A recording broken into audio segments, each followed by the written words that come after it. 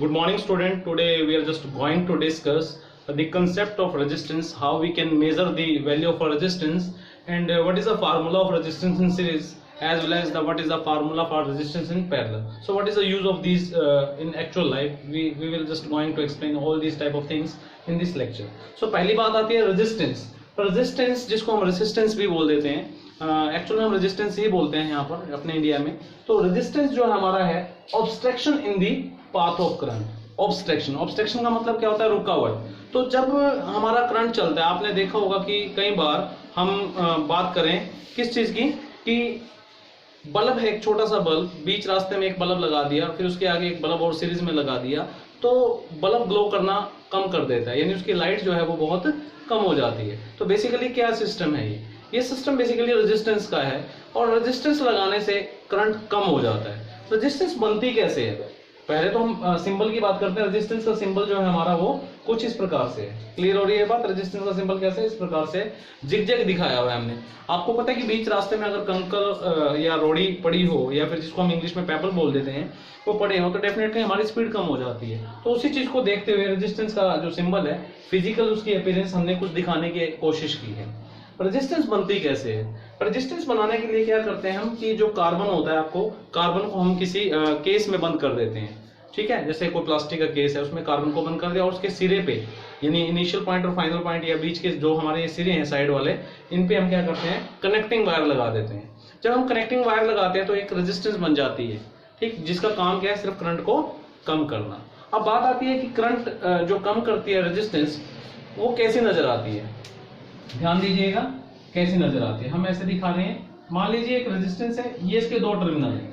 Clear? These are the terminals, and points है, यानी जिसपे हम वायर को टच करते हैं. यहां पर एक लाइन होती है, एक लाइन यहां पर होती है. ठीक, क्लियर हो रही है? फिर एक लाइन और होती है यहां पर, और एक लाइन यहां पर होती है. विजिबल हो रहा है आपको? यानी तीन लाइनें इकट्ठी हैं, और चौथी लाइन आपकी बाहर है. ठीक, तो पहली जो लाइन है, फर्स्ट डिजिट, इसको बोलते हैं फर्स्ट डिजिट, सेकंड डिजिट, ये क्या आपका मल्टीप्लायर, ये है आपकी टॉलरेंस, कितना बर्दाश्त कर सकती है, टॉलरेंस. ये रिंग बने होते हैं. क्लियर? ये छोटी सी होती है, बिल्कुल छोटी सी होती है, तो रिंग बने होते हैं. तो इसको कैसे कैलकुलेट करते हैं वो हम सीखते हैं. इसका सिंपल उपाय है, जो आपका एक वर्ड दे रखा है हमें, B Roy. Clear? B Roy, Great Britain,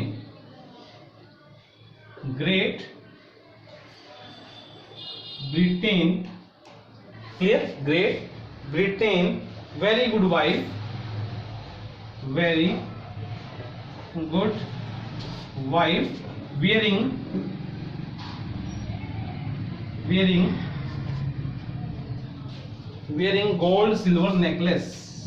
gold silver necklace,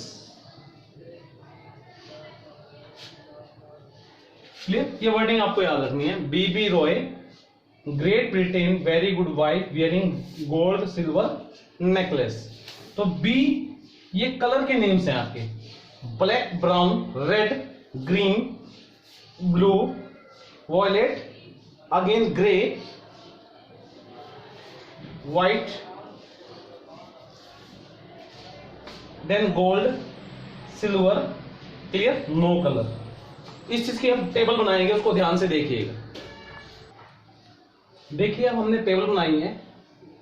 B Roy, Great Britain, very good wife, wearing gold silver necklace. Clear? तो अब यहां पर देखिए हमारे पास क्या है, यहां पर ब्लैक है. इस ब्लैक का मतलब यहां पर हमारी फर्स्ट जो डिजिट आती है वो 0 से इंडिकेट की है, सेकंड डिजिट भी हमने 0 से इंडिकेट की है, और multiply raise to the power 10 raise to power 0. अगर उसमें गोल्ड आता है तो हमें प्लस माइनस 5%. प्लस माइनस का मतलब क्या है, कि इतना फालतू, यानी इतने परसेंटेज 5% फालतू वो बर्दाश्त कर सकती है करंट को, या इससे कम करंट हुआ -5% को भी वो बर्दाश्त कर सकती है. क्लियर? तो यहाँ पर हमारे पास ये चीज नोट डाउन करेंगे. अब मैं यहाँ पर सिखा रहा हूं आपको. मान लीजिए रेजिस्टेंस है, ध्यान दीजिएगा. यहाँ पर तीन आपके कलर है. मान लीजिए पहला कलर आपका ब्लैक है, दूसरा कलर आपका ऑरेंज है, तीसरा कलर आपका येलो है, तीसरा कलर क्या है आपका येलो, और ये जो लास्ट वाला कलर है ये मान लीजिए आपका सिल्वर है। क्लियर, ये आपकी रेजिस्टेंस दे रखी है और आपको कोई कहे कि वैल्यू फाइंड आउट कीजिए, तो पहला फर्स्ट सिग्निफिकेंट डिजिट जो सी है, यानी ये वाली first significant digit, second significant digit और ये third multiplier and this is the tolerance. तो फर्स्ट सिग्निफिकेंट कौन सी है आपकी? ब्लैक। तो ब्लैक देखिए कहां पर है आपका ब्लैक? 0। तो मैं सबसे पहले क्या लिख दूंगा? 0। क्लियर। देन उसके बाद है ऑरेंज। ऑरेंज कहां पर है आपका? ये सेकंड सिग्निफिकेंट डिजिट कितनी होगी? 3। तो यहां पर कितना आ जाएगा? 3। थोड़ा बड़ा लिखता हूं, 0 और यहां पर 3 मल्टीप्लाई येलो। येलो का है हमारा दिस वन, क्या है? Yellow third. थर्ड का मतलब मल्टीप्लायर। येलो की कितनी है? 10⁴। क्लियर, 10⁴। अब उसके बाद आपका आता है सिल्वर। सिल्वर कहां पर है आपका? सिल्वर ये रहा आपका। तो यहां पर कितना आ जाएगा? प्लस माइनस सिल्वर कितना आपका? 10%। क्लियर। तो ये आपकी क्या बन जाएगी? This is the value of resistance, यानी आर की वैल्यू कितनी आ जाएगी? 3 × 10⁴ प्लस माइनस 10%। और किस में आएगी? ये ओम में आएगी। नोट डाउन कीजिए इसको भी फटाफट से। नेक्स्ट टॉपिक आपका रेजिस्टेंस इन सीरीज। अगर रेजिस्टेंस को हम एंड टू एंड कनेक्ट कर दें, और एंड टू एंड कनेक्ट करने पे अगर हम बात करें एंड टू एंड कनेक्ट करने पे, तो क्या होगा कि वहां पर हमारे पास जो करंट होगा वो सभी रेजिस्टेंस के अंदर सेम रहेगा अगर हम किसी पोटेंशियल डिफरेंसेस को कनेक्टेड कर देते हैं। क्लियर हो रही है ये बात? अगर कनेक्टेड कर देते हैं, जैसे कि आप डायग्राम को देखिएगा, मान लीजिए एक रेजिस्टेंस हमारे पास R1 है, दूसरी रेजिस्टेंस मेरे पास R2 है, तीसरी रेजिस्टेंस मेरे पास R3 है। मैंने नेम दे दिया R1, R2 एंड R3। अगर इसको कनेक्ट कर दें, क्लियर हो रही है? किस चीज से कनेक्ट कर दें? एक बैटरी से कनेक्ट कर दें। बैटरी जोड़ देखिएगा कैसे बना रहे हैं हम। क्लियर, ये बैटरी बनाई हमने, ये प्लस है ये माइनस है, तो डेफिनेटली जो करंट फ्लो करेगा इस डायरेक्शन में फ्लो करेगा। क्लियर है? ये सेम कैसा कंसेप्ट है, यानी 3 पाइप हमारे पास है, 3 पाइप हमारे पास टुकड़े हैं, तीनों पाइप को अगर हम कनेक्ट कर दें और अगर हमें वॉश करना है किसी भी चीज को, तो तीनों पाइप हमने कनेक्ट कर दिए, तीनों में पानी ही गुजरेगा। तीनों में पानी का फ्लो कैसा होगा? एक जैसा, लेकिन पाइप के साइज जो है वो डिफरेंट डिफरेंट है। इट मींस सभी में वॉल्यूम जो है वो अलग अलग होगा। V फॉर वॉल्यूम होगा, तो V फॉर यहाँ पर हम किससे ले रहे हैं? वोल्टेज से ले रहे हैं। यहाँ पर हमारे पास वोल्टेज क्या हो जाएगी? डिफरेंट हो जाएगी, बट करंट जो है हमारा सभी में क्या रहेगा? सेम रहेगा। ध्यान दीजिएगा, करंट सभी में क्या रहेगा? सेम रहेगा। तो यहाँ पर भी क्या होगा? I, मैं यहाँ लिख रहा हूं, यहाँ पर भी I होगा करंट, यहाँ पर भी I होगा और यहाँ पर भी क्या होगा? I होगा। And we are using the Ohm's law. Ohm's law के अकॉर्डिंग क्या है? By Ohm's law, Ohm's law V is equal to क्या था आपके पास? IR। This is the formula for the Ohm's law between the voltage and the current.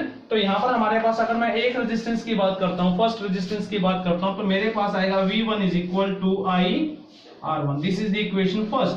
Similarly for the second resistor हमारे पास कितना आएगा? V2 is equal to IR2, that is the equation second. Similarly for the third resistor that is equal to IR3। This is the third equation. Clear? बड़ा simple है, voltage अलग है, current same है, resistance की value R1 है। अब मैं again repeat करता हूं पाइप का एग्जांपल, कि हम थोड़े से अमीर हो जाते हैं, टुकड़ों से काम चलाना बंद करते हैं, और अगर टुकड़े हमारे पास थे तो हम गरीब थे उस टाइम पे, तो हमें काम चलाना पड़ रहा था। अब हमारी नौकरी लग जाती है तो हमें लगता है कि क्या यार बेइज्जती हो रही है, इंसल्ट कर रहे हैं सभी कि क्या है ये। तो हम क्या करते हैं? मार्केट में जाते हैं तो इतना ही बड़ा एक नया पाइप ले आते हैं। तो इसका मतलब इसकी जगह पे एक नया पाइप लगा दिया हमने, उस पाइप को हमने नाम दे दिया क्या? RS, और सेम हमने पोटेंशियल से यानी सेम टंकी से या सेम टैप से उसको जोड़ दिया। जितना पानी पहले चाहिए था उतना पानी हमारे घरों में। अब ये तो है नहीं कि पाइप लिया तो टूटियां भी चेंज कर देंगे, ऐसा नहीं होता। टूटी चेंज नहीं करते, ना ही टंकी चेंज करते हैं। तो टंकी हमारी वहीं की वहीं रहेगी। तो ये टंकी है जिसकी कितना वॉल्यूम है? इसका V वॉल्यूम है, यानी V फॉर वोल्टेज है। तो यहाँ पर करंट क्या रहेगा आपका? I ही रहेगा। क्लियर? अब अगर मैं इसकी बात करता हूं तो यहाँ पर भी ओम्स लॉ लगाता हूं, तो मेरे पास क्या आएगा? V is equal to IRS। This is the fourth. Clear? RS क्या आपका? इक्विवेलेंट रेजिस्टेंस है। अगर हम RS की बात करें क्या है? इक्विवेलेंट रेजिस्टेंस है। तो ये नोट डाउन कीजिएगा, उसके बाद मैं रब कर रहा हूं, फिर देखिएगा।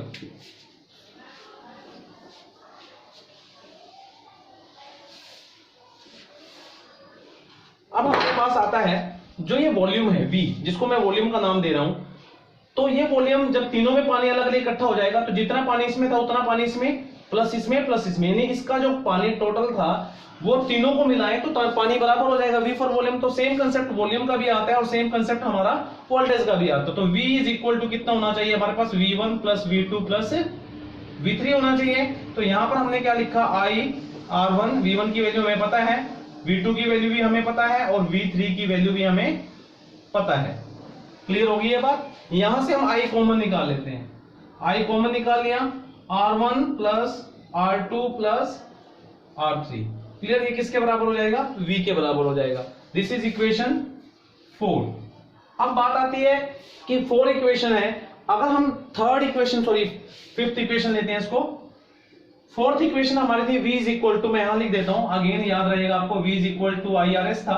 तो ये जो V है, इस V की वैल्यू मैं यहां पर पुट कर दूं तो मेरे पास क्या आएगा, IRS is equal to IR1 plus R2 plus R3। Clear, तो I से I कैंसिल हो जाएगा, तो RS किसके बराबर आएगा आपका, R1 plus R2 plus R3। Getting my point.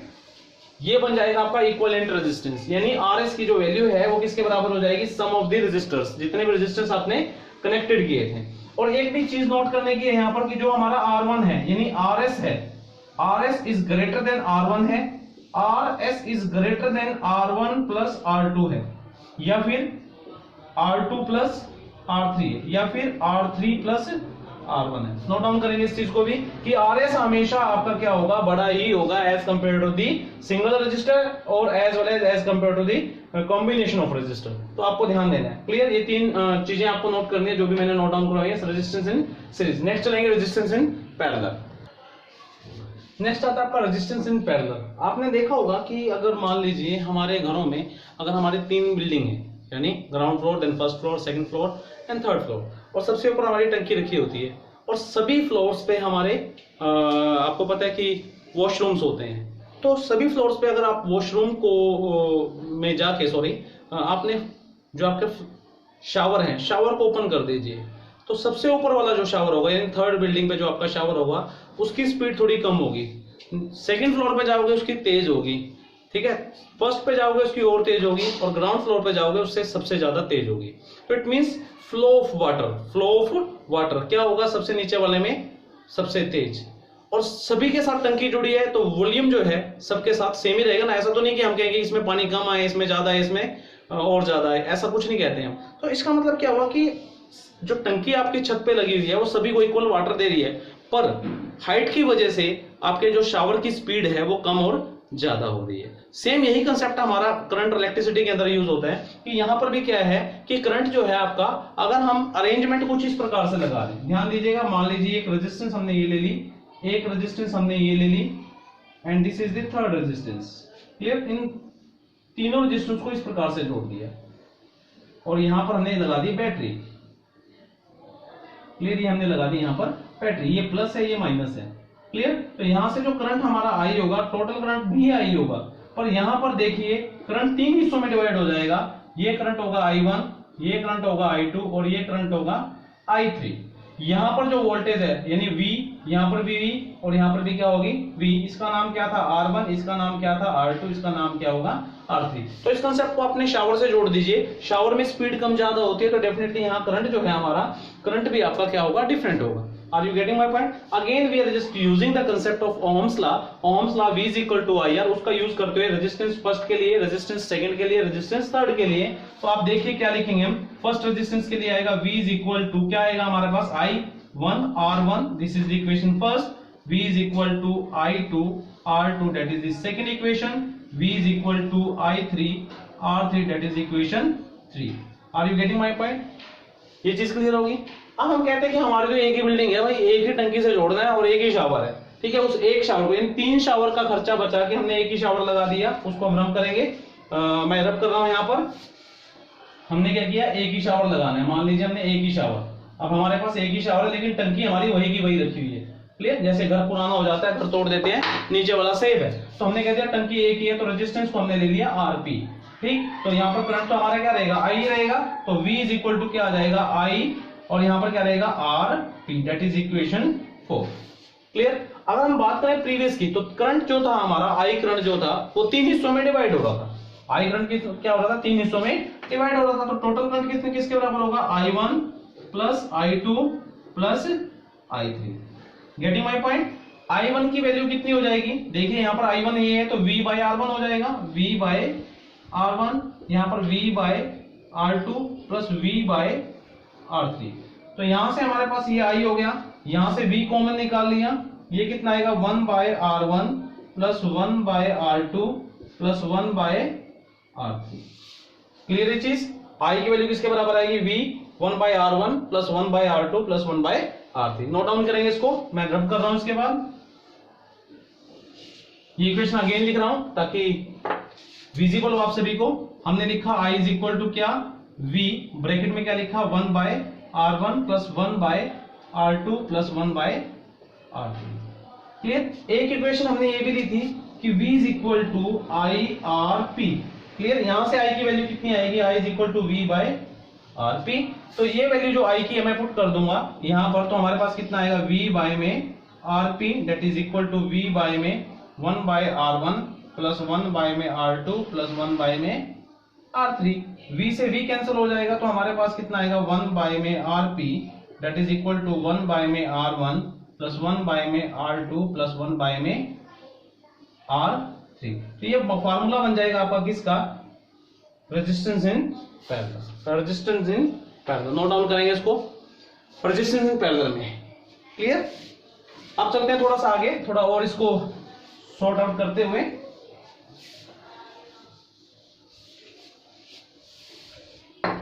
हमारे पास जो RP है 1 अपॉन RP, ध्यान दीजिए मैं केवल दो रेजिस्टेंस के लिए ले रहा हूं। अब मान लीजिए हमारे पास केवल और दो रेजिस्टेंस थी R1 प्लस R2।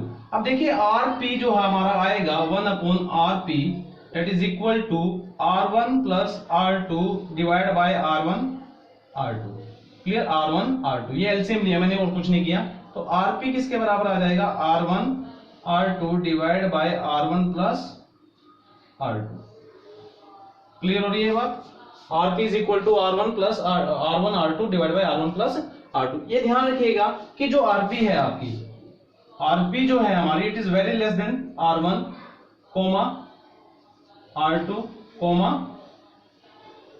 R3। ये ध्यान रखेंगे, RP हमेशा छोटी होती है as compare to your R1 R2 and R3। Note down करेंगे इसको भी कंसेप्ट को।